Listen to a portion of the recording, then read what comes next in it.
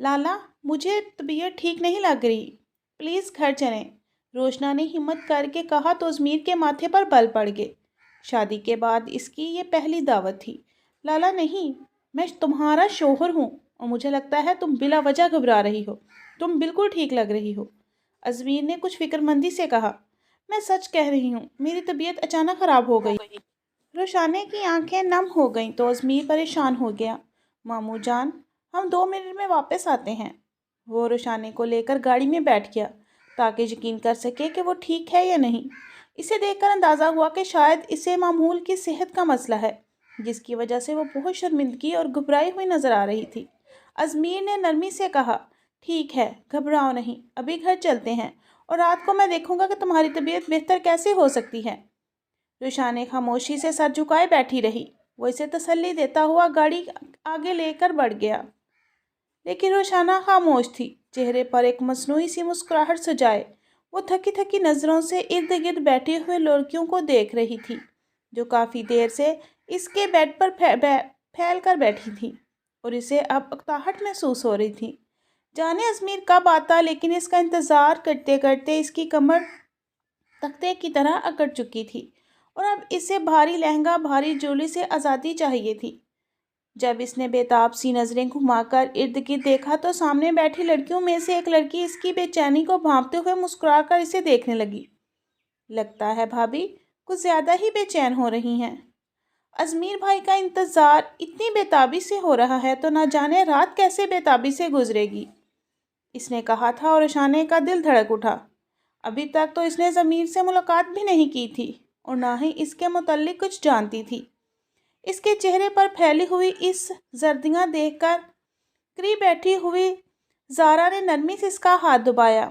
इनकी बातों को दिल पर मत लें, अजमीर भाई इतने भी जालिम नहीं हैं कि आप इनसे खौफज़दा हो जाएं। ज़ारा इसकी परेशानी को समझ रही थी। शोहर जितना भी शरीफ हो जाए, आज की रात तो इससे पहले कि वो आज रात के हवाले से इसके जहन में खौफ का जहर अंडेलती, इसे मज़ीद खौफज़दा करती, जब कमरे के दरवाजे पर होने वाली हल्की सी दस्तक ने इन्हें दरवाजे की जानिब मुतवज्जो किया और अजमीर के आने पर वो इसकी जानिब मुतवज्जो हो गई। वो चारों अजमीर की कज़न्स थीं और इसके सामने खड़ी अब नेक का मुतालबा कर रही थी। कब से आपका इंतज़ार कर रही हैं, नेक लिए बगैर तो आपको हरगिज़ यहाँ बैठने नहीं देंगे। और अजमीर ने मुस्कुराते हुए 2-2 हज़ार रुपये इन सब की हथेलियों पर रखे। बस अब इससे ज़्यादा नहीं, वरना मेरी दुल्हन तुम लोगों के बारे में क्या सोचेगी। वो दिलकशी से मुस्कुराया था और उशाने ने इसकी दिलकश मुस्कुराहट देखकर नज़रें झुका गई। बिलाशबा वो बेहद हसीन था। जो इससे एक नज़र देखता वो देखता ही रह जाता। रोशाने ने कभी तो ही सोचा था कि इतना शानदार मर्द इसके नसीब में लिख दिया जाएगा। दादी ठीक कहती थी, ये इसकी खुशकिस्मती थी कि इसे अजमीर खान से नवाज दिया गया, लेकिन अब दिल की धड़कन अपने अरूज पर थी। कुछ दोस्तों ने इस कदर खौफजदा कर दिया और रही सही कसर अजमीर की कज़न ने पूरी तरह पूरी कर दी थी। कुछ इसके बिगड़े हुए मसाइल जो इसे तकलीफ से दो चार कर रहे थे। इन सब के कमरे में जाने के बाद अजमीर ने दरवाजे को लॉक लगाया और आहिस्ता आहिस्ता कदम उठाकर इसके करीब आकर बैठ गया। निकाह से पहले वो 2 बार इनके घर आया था, लेकिन रोशाने से इसकी ज़्यादा बातचीत नहीं की और इस वक्त भी दिल की बेताबी अपने अरूज पर थी। वो बार बार अपने लबों को कुचलते हुए अपने हाथों पर आए हुए पसीने को साफ कर रही थी और वो इसका नर्वस होना अजमीर की आंखों से छुपा हुआ नहीं था। वो इसके करीब बैठ गया, इतना करीब के बासानी इसके चेहरे के नकूश का जायज़ा ले सकता था। वो भरपूर मर्द था, जवानी इस पर टूट कर बरसी थी और जवानी के तकाजे थे कि इस वक्त इस नाज़ुक कली को अपनी खुशबू से मसल देता। वो इसकी खुशबू को अपनी खुशबू से मिलाकर सहरंगेज़ बना देता, लेकिन ना जाने क्यों वो अपनी ज़िंदगी की सबसे खूबसूरत लम्हात इंजॉय नहीं कर पा रही थी और बेवजह खौफजदा होकर बैठी थी। अजमीर ने हाथ बढ़ाकर नरमी से इसके ठंडे हाथों को थाम लिया और बदकते हुए इसे थोड़ा दूर हो गई।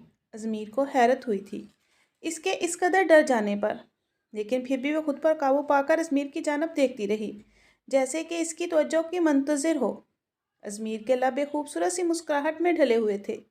आने वाले लम्हात को वो अपनी ज़िंदगी में सबसे खूबसूरत लम्हात बना देना चाहता था। मुझे अंदाज़ा नहीं था कि मामा की पसंद اتنی خوبصورت ہوگی ورنہ میں کب کا ساری خواہشوں کو ان کے نام کر دیتا۔ وہ میری ہر خواہش کو اس قدر حسین بنا دیتی ہے۔ وہ اس کی تعریف کر رہا تھا لیکن روشانے کا دماغ تو کہیں اور ہی اٹکا ہوا تھا۔ وہ بس کھوئی کھوئی آنکھوں سے ازمیر کو دیکھ رہی تھی جس کی آنکھوں میں خماری اتر رہی تھی۔ آج رات ہمارے رشتے کی حسین شروعات ہوگی اور آنے والی ہر رات میں تمہارے لیے اس قدر خوبصورت بنا دوں گا کہ تم خود کو خوش نصیب تصور کرتی رہ جاؤ گی۔ وہ ہلکا سا اس کی جانب جھکا اور اس کے ہلکے سے جھکنے پر بھی روشانہ کا دل اچھل کر حلق میں آ گیا۔ بےتابی اپنے عروج پر تھی۔ وہ نرمی سے اسے مدہوش ہوتی سانسوں کے ساتھ اپنے وجود میں ڈھال رہا تھا۔ روشانے نے پانی کی طرح بہتی چلی جا رہی تھی، جیسے پانی کی لہروں میں تلاطم برپا ہو، بلکہ اس طرح اس کے وجود میں ایک تلاطم برپا ہو گیا تھا۔ وہ اس وقت سخت شرمندگی محسوس کر رہی تھی۔ کمر کا درد، مرجھائی ہوئی رنگت اور کپکپاتا ہوا وجود، چہرے پر پھیلی ہوئی زردیاں، وہ پہلی رات کی دلہن ہونے کے باوجود ایک خوف تھکی تھکی لگ رہی تھی۔ وہ اپنی بڑی سنہری آنکھوں کو اس شخص پر گاڑے، اس کی جانب سے تشدد کی منتظر۔ وہی پارٹ جو اس کے ذہن میں دہرا دیے گئے تھے، اس کے ذہن میں ثبت ہو گئے تھے۔ اب حقیقت یہ تھی کہ اسے لگ رہا تھا کہ ازمیر اس کے ساتھ ایسا رویہ اپنائے گا جو اسے تکلیف سے دو چار کر دے گا، جبکہ ازمیر نہایت محبت سے اسے سمیٹ رہا تھا، اس کی دھڑکنوں کو اپنے ہاتھوں سے تیز کرتے ہوئے، اس کی سانسوں میں بہتا ہوا وہ شخص اسے آہستہ آہستہ جوڑی سے آزاد کر رہا تھا۔ اور جس طرح اس کی جسارتیں بڑھتی جا رہی تھیں، اسی طرح ہی روشانہ کے وجود میں مزید کپکپی دوڑ رہی تھی۔ خبردار، اگر خود سے دلہے کو قریب جانے کی کوشش کی تو وہ کیا سوچے گا؟ اس کے دوستوں کی سرگوشیاں آج کی رات ازمیر بھائی کے ظلم سے متعارف ہو کر اس کی ستم گری کو کافی انجوائے کرو گی۔ تم لڑکیوں کی بے باک سی گفتگو جو اسے سرخ کر گئی، اس کے ذہن میں بری طرح گھوم رہی تھی۔ ازمیر کہیں اور کھویا ہوا تھا، لیکن اس کے ذہن میں چلتی ہوئی سوچیں اسے اپنی لپیٹ میں لے کر مزید خوفزدہ کر رہی تھی۔ دیکھو، یہ سب کچھ تو صدیوں سے چلا آ رہا ہے اور اس رات کے تقاضوں میں شامل ہے۔ اس لیے کوشش کرنا کہ اپنی تکلیف کو اندر ہی دبائے رکھنا، ورنہ تم نہیں جانتی کہ لوگ کیا کیا باتیں کریں گے اور ازمیر بھائی وہ کیا سوچیں گے تمہارے بارے میں۔ مزید کچھ سرگوشیاں اس کے ذہن میں ابھریں اور اس نے ازمیر کے سینے پر ہاتھ رکھ کر اسے اپنے کپکپاتے وجود سے دور کر دیا۔ اس کے چہرے پر پھیلی ہوئی زردی، سنہری آنکھوں کا خوف اور کپکپاتے ہوئے لب۔ ازمیر نے عجیب و غریب نظروں سے اس کے چہرے کو دیکھا تھا۔ دیکھو، کچھ بھی نہیں ہے، بس تمہیں میری محبت میں پگھل جانا ہے اور کچھ بھی نہیں۔ سب کچھ میرے حوالے کر دو، میری آنکھوں میں دیکھو۔ وہ بہکی بہکی تیز سانسوں سے اسے اپنی متوجہ کر رہا تھا، جبکہ وہ متوجہ ہونے کے بجائے مزید خوفزدہ ہو رہی تھی اور شاید شدید خوف کے عالم میں بیڈ سے اتر گئی۔ ازمیر کو اس نے اپنے قریب نہیں آنے دیا تھا۔ نہیں نہیں، میں ایسا کچھ نہیں کروں گی۔ وہ جلدی بات کرتے ہوئے مسلسل اپنے سر کو نفی میں ہلا رہی تھی اور اس کے وجود سے بہتی ہوئی آبشاریں اسے شرمندہ کر دینے کے لیے کافی تھی۔ کیا سوچیں گے وہ میرے بارے میں؟ نہیں نہیں نہیں، میں ایسی حالت میں ہرگز ان کے قریب نہیں آ سکتی، ہرگز نہیں۔ میں ایسی لڑکی نہیں ہوں۔ اپنے دل پر ہاتھ رکھتے ہوئے وہ بے اختیار 2 قدم دور ہو گئی۔ آپ میرے قریب نہیں آ سکتے، اس نے کہہ دیا تھا، اور ازمیر کو مزید حیرت ہوئی۔ کیا مطلب ہے تمہارا؟ وہ ابھی بھی دلکشی سے بات کر رہا تھا، جیسے اس کی فطری جھجک اور شرم کو سمجھنے کی کوشش کر رہا۔ Izmir please. اس کی سانسیں تیز ہوتی جا رہی تھی، وجود بے چین تھا اور لہجے کے اندیشے بڑھتے چلے جا رہے تھے۔ جب ازمیر نے نرمی سے اس کے ہاتھ تھام لیے، اوکے ریلیکس، تمہیں مجھ سے ڈرنے کی ضرورت نہیں ہے، میری بات سنو۔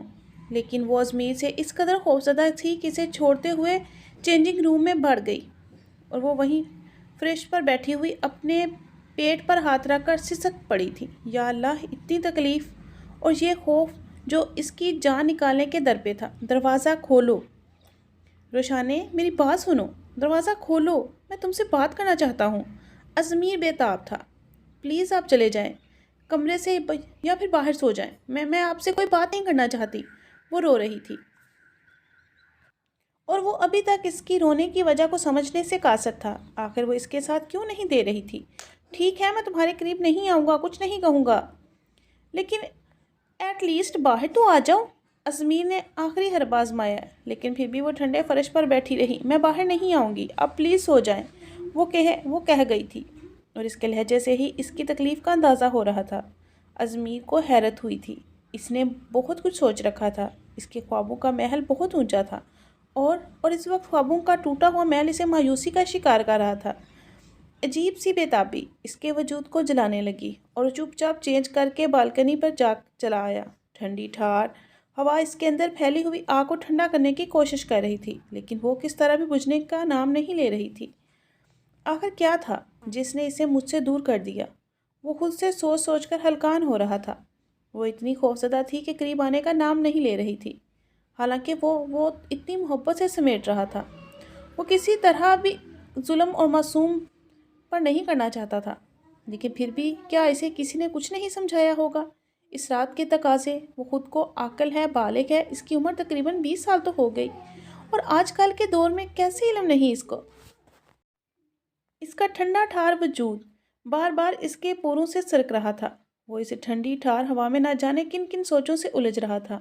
آج گھر کی لڑکیوں کو سر پر نہیں چڑھانا چاہیے جگر، تم جانتے ہو آج کل کی ماڈرن لڑکے شوہروں کو اپنے قریب نہیں آنے دیتی، بہانے بازیوں پر اتر آتی ہیں اور باہر موجود لڑکوں کے ساتھ فرینک ہو کر انہیں سب کچھ شریک کر لیتے ہیں۔ اگر لڑکیاں دوسروں پر اپنا سب کچھ نچھاور کر سکتی ہیں تو اپنے شوہر پر کیوں نہیں؟ شوہر پر تو ان کا حق ہے۔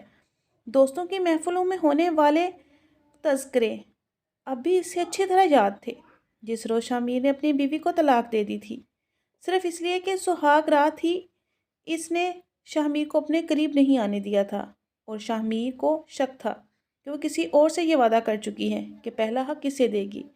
یہ بدگمانی اس وقت شامیر کی بے وقوفی لگی۔ بھلا ایک عورت اس حد تک کیسے جا سکتی ہے کہ وہ اپنے شوہر کو بجائے کسی غیر کو اس حق سے متعارف کروا کر اصل حقدار کو دور رکھے؟ ہرگز نہیں، وہ ایسا سوچ بھی نہیں سکتا تھا، اور نہ ہی اس کی اتنی بری تربیت کی گئی تھی۔ لیکن اس وقت اسے عجیب سی سوچیں اور اندیشے وسوسوں نے گھیر لیا تھا۔ وہ خود نہیں جانتا تھا کہ کس طریقے سے ان سوچوں اور وسوسوں سے جان چھڑائے جو اسے بہت ڈسٹرب کر رہے تھے، اور اسی ڈسٹربنس سے بچنے کے لیے اس نے سگریٹ کا بجھا کر پاؤں کے نیچے مسل دیا اور بالوں میں انگلیاں چلاتے ہوئے کمرے میں آ گیا۔ بیڈ کی ایک جانب مکمل طور پر کمبل میں چھپ کر وہ شاید سو گئی تھی۔ سر سے پیر تک اس نے خود کو کمبل میں چھپا رکھا تھا۔ اس پر ایک نظر ڈال کر وہ بیڈ کی دوسری جانب آ کر لیٹ گیا۔ اس کی عزت نفس اتنی قیمتی کہ وہ کسی بھی لڑکی سے بار بار التجا نہیں کر سکتا تھا کہ وہ اسے اپنی قربت کی بھی وہ اس قابل تھا کہ اسے خود سے دور کر لیا جاتا۔ جانے کہ اتنی لڑکیاں اس کے ساتھ حرام تعلقات بنانے کے لیے مری جا رہی تھی، اور اس کے دوستوں نے اسے کتنی آفرز کی، لیکن وہ ہمیشہ ان سب سے دور رہا، صرف اس لیے کہ وہ یہ حق اس کو دے گا جو اس کی حقدار ہوگی، اس کے علاوہ کسی کو نہیں۔ اور اس گناہ کے قریب جا کر وہ کبھی بھی اپنی آخرت کو خراب نہیں کر سکتا۔ لیکن اس وقت اپنی بیوی کی دھتکار دینا اذیت کا باعث تھا۔ مختلف سوچوں کا جال جب اس پر حاوی ہوا تو نیند کی پناہ ہی اسے آخری سہارا لگی، اور نیند نے جب اسے اپنی لپیٹ میں لے لیا تو ایک سکون اس کے چہرے پر پھیلتا چلا گیا۔ صبح اس کے بیدار ہونے سے پہلے وہ کمرے سے جا چکی تھی۔ اس وقت وہ نیچے آئی جب فرحانہ بیگم ملازمہ سے کہہ کر ناشتہ بنوا رہی تھی اپنے اور صفدر صاحب کے لیے۔ اسے دیکھ کر وہ نرمی سے مسکراتے ہوئے اس کی جانب بڑھی۔ شادی کی پہلی صبح مبارک ہو میرا بچہ۔ انہوں نے خوبصورتی سے مسکراتے ہوئے اسے اپنے ساتھ لگا لیا اور ایک جانچتی ہوئی نظر سے اس کا جائزہ لیا۔ پشت پر بکھرے ہوئے گیلے بال انہیں خوشی میں مبتلا کر رہے تھے۔ یوں لگ رہا تھا جیسے کہ وہ مطمئن سی ہو گئی تھی، لیکن حقیقت کیا تھی اس بات سے تو وہ بھی نہیں جانتی تھی۔ تھینک یو سو مچ دادو، میرا ناشتہ لے کر نہیں آئی؟ اس نے رسم کے مطابق پوچھا تھا، اور فرحانہ بیگم نرمی سے اس کے ہاتھ تھام لیے۔ میں نے فرزیدہ خالہ کو خود ہی منع کر دیا تھا، انہیں کسی بھی قسم کی فضول رسمیں پڑھنے کی ضرورت نہیں ہے۔ وہ میری خالہ ہے، یہ تمہارا اپنا گھر ہے، ہمارے گھریلو معاملہ ہے۔ بزرگ خاتون کو عمر کے اس حصے میں رسموں سے متعارف کروا کر ذلیل کرنا مجھے اچھا نہیں لگا۔ باقی اگر تمہیں ہر حال میں فریدہ خالہ کے ہاتھ کا ناشتہ کرنا ہے تو تم اپنے شوہر کے ساتھ ان کے گھر جا سکتی ہو، میری خالہ کو زحمت دینے کی ضرورت نہیں ہے، فرحانہ بیگم نے مسکراتے ہوئے نرمی سے اسے دیکھ کر کہا تھا، اور وہ سرشار ہو کر سر جھکا گئی۔ یہ تو اس کی خوش قسمتی تھی کہ اسے اتنی اچھی ساس ملی، ورنہ آج کل کہاں ایسی ساس دستیاب ہوتی ہیں۔ فرحانہ بیگم نے اس کی دادی کی بھانجی تھی، یعنی فریدہ بیگم کی بھانجی جن کی پوتی کی معصومیت اور اچھا اخلاق اس کا دل مو لیا گیا، اور اسی وقت انہوں نے فیصلہ کر لیا تھا وہ بھی ان کی چھوٹی بہو کے درجے پر فائز ہوگی۔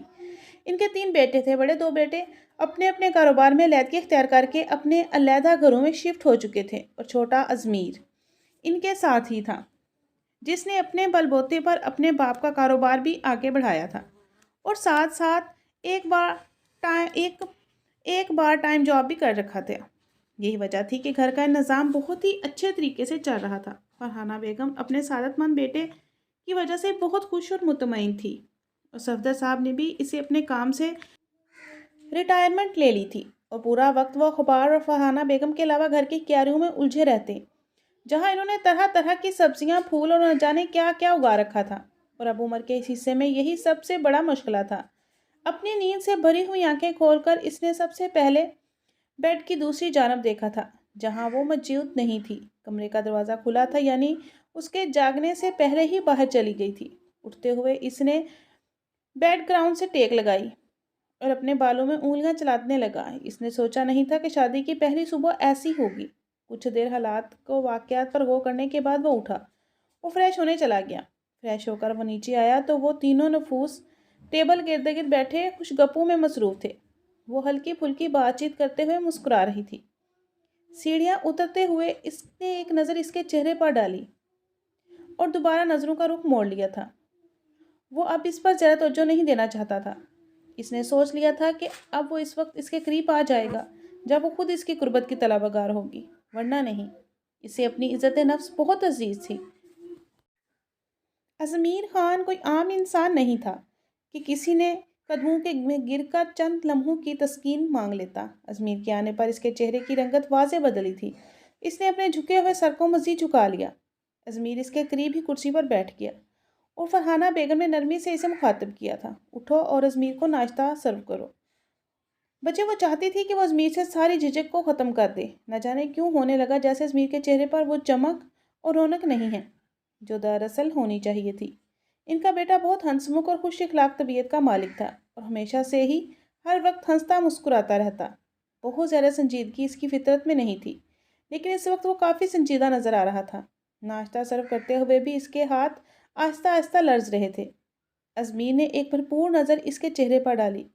بے تحاشا سرخ و سفید رنگت، میک اپ سے عاری چہرہ، چہرے کے اطراف میں پھیلی ہوئی لٹیں اور خوبصورتی سے سر پر جمایا گیا دوپٹہ۔ اتنی حسن کے باوجود بھی چہرے کی رونق غائب تھی، اور یہ سب کچھ سمجھنے سے قاصر تھا کہ وہ اتنی خاموش، اتنی بے رونق کیوں ہے۔ حالانکہ جس حصے سے وہ گزر رہی ہے، جتنی خواہشوں کی تکمیل ہو چکی ہے، اسے تو بہت ہنستا مسکراتا ہونا چاہیے تھا، لیکن اس کے بعد عکس وہ بہت سنجیدہ مزاج، بہت خوفزدہ اور جھجک میں لپٹی ہوئی ہے۔ شادی کی رات کمرے میں جانے سے پہلے ہی فرحانہ بیگم نے اسے روشانہ کی فطرت کے بارے میں بتایا تھا کہ وہ بہت معصوم اور کم عمر ہے، اس لیے اس پر خاص توجہ دینا۔ اب وہ مزید کھول کر تو بیان نہیں کر سکتی تھی، لیکن ان کی باتوں میں چھپے ہوئے مفہوم کو وہ اچھی طرح سمجھ رہا تھا، اور نرمی سے سر جھکا کر انہیں اطمینان دلایا کہ وہ ہمیشہ اس کا خیال رکھے گا۔ اور اسی وعدے کے زیر اثر اس نے روشانہ کی حرکتوں کو بھی ابھی تک اپنے دل میں پوشیدہ رکھا تھا۔ وہ نہیں چاہتا تھا کہ ان کے کمرے کی بات کسی تیسرے کے کان بھی لگے، وہ اس کے ماں باپ ہوں یا بہن بھائیاں یا بھابیاں یا کوئی اور، بات کا بتنگڑ بن جائے، کیونکہ اسے اپنی اور اپنی بیوی کی عزت بہت زیادہ عزیز تھی۔ رسم کے طور پر ظہر میں جب فریدہ خانم اس سے ملاقات کرنے کے لیے آئی تو اسے فریدہ خانم کے ساتھ ہی بھیجا گیا۔ ان کے جانے کے بعد وہ کس حد تک اکیلی ہو گئی تھی یہ وہ جانتی تھی، اور اس نے خدا چاہے محلے کے بچے ان کے پاس قرآن مجید پڑھتے تھے، پورا محلہ اس کی عزت کرتا تھا، لیکن پھر بھی اپنی پوتی کے ساتھ انہوں نے ایک لمبا عرصہ گزارا تھا، پال پوس کر اسے جوان کیا اور دوسرے ہاتھوں میں سونپ دیا، لیکن پھر بھی اس کی کمی انہیں بہت محسوس ہوتی تھی۔ ابھی تک تو وہ دادا کی پینشن سے گزارا کر رہی تھی، اور بابا سے سیونگ جو انہوں نے ریٹائرمنٹ کے وقت سنبھال کر رکھی تھی تاکہ روشانہ کا بہترین مستقبل بنا لیا جائے، لیکن ان کی اچانک ہونے والی حادثاتی موت نے سب کچھ بکھیر کر رکھ دیا تھا۔ اس کی ماں تو اس کی پیدائش کے کچھ عرصہ بعد ہی اس کے باپ سے طلاق لے کر اپنا گھر بسا چکی تھی اور برون ملک مقیم تھی۔ شاید انہیں اندازہ بھی نہیں ہو کہ ان کی بیٹی نے اسے اپنے ماں باپ کی کس قدر یاد آتی ہے، کس طرح مشکل وقت گزارا ہے اس نے، ہر پل اپنے ماں باپ کی یاد ستاتی تھی اسے۔ جو اس کا سب سے بڑا سہارا تھے، اور اس کمی کو پورا کرنے کے لیے خدا نے بھی ابھی تک زندہ رکھا تھا۔ وہ ہمیشہ اس کے ساتھ تھی اور محبت اور شفقت سے۔ فریدہ خانم نے غیر معمولی سی خاموشی اور سنجیدگی کو نوٹ کیا تو مسکراتے ہوئے اس کے سر پر ہاتھ رکھا تھا۔ کیا بات ہے میرا بچہ، اتنے خاموش کیوں ہے؟ جس طرح تم ضد کر رہی تھی کہ تم دادوں کے ساتھ جاؤ گی، یہ تو بری بات ہے میری جان۔ اب وہ تمہارا گھر ہے اور تمہیں ازمیر کی مرضی کے مطابق ہی چلنا چاہیے۔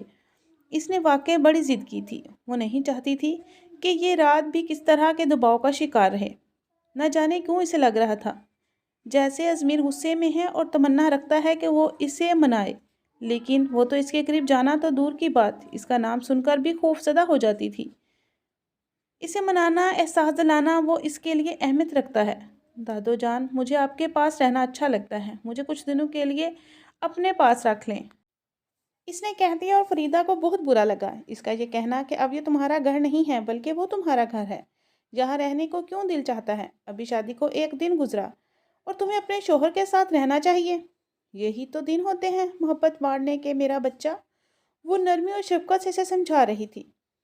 مجھے ان سے بہت ڈر لگتا ہے، میں ان سے بات نہیں کرنا چاہتی، اور ان کے قریب رہنا بھی مجھے بہت خوفزدہ کرتا ہے۔ حقیقت میں وہ جو کچھ کہنا چاہتی تھی نہیں کہہ پا رہی تھی، لیکن وہ چاہتی تھی کہ فریدہ خانم مس کے بے چینی کو سمجھ جائے، اور کافی حد تک وہ سمجھ بھی چکی تھی۔ خبردار، اگر آج کے بعد تم نے یہ بات اپنی زبان سے نکالی، شوہر تو مجازی خدا ہوتا ہے، تمہارا دکھ سکھ کا ساتھی، اور اس کے قریب رہنا، اس کا حق دینا خدا کو بہت پسند ہے، اور اگر تم اس بات سے انکار کرو گی تو خدا کو ناراض کر دو گی۔ آج رات تو سو جاؤ، لیکن صبح ہی تم کال کروں گی ازمیر کو، کہو کہ تمہیں لے جائے۔ میرا بچہ، میں نہیں چاہتی کہ تمہارے رشتے میں دوریاں جنم لیں۔ وہ چپ چاپ سونے کے لیے لیٹ گئی۔ آج رات تو سکون اور اطمینان سے گزر جانی تھی، کل کیا ہوتا، کل کی فکر نے اسے بے چین کر دیا۔ کمر کا درد تھا کہ نہ جانے کیا تھا، ٹانگوں اور پٹھوں میں کھچاؤ، نہ جانے کب سے وہ لکوریا کے شدید مراحل سے گزر رہی تھی، اور یہ مرحلے اسے ہمیشہ بے چین کیے رکھتے تھے۔ وہ سفید بدبودار دھبے جب اپنے کپڑوں پر دیکھتی تو خوف زدہ ہو جاتی اور شرمندہ ہوتی، کپڑے چھپاتی پھرتی۔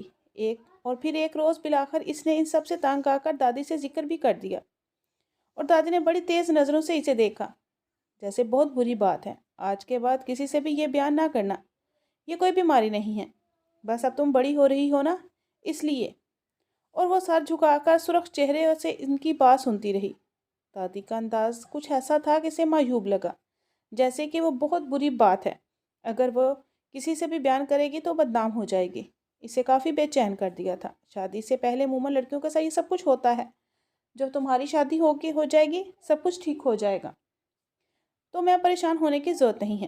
دادی نے تو کوئی اور ہی حل نکالا تھا، اور وہ اتنی شرمندی ہوئی کہ جا کر اپنے کمرے میں لیٹی اور پھر چہرے پر ہاتھ رکھ کر رو دی تھی کہ یہ بیماری اتنی معیوب تھی کہ اس کے لیے اسے شادی کرنا پڑتی۔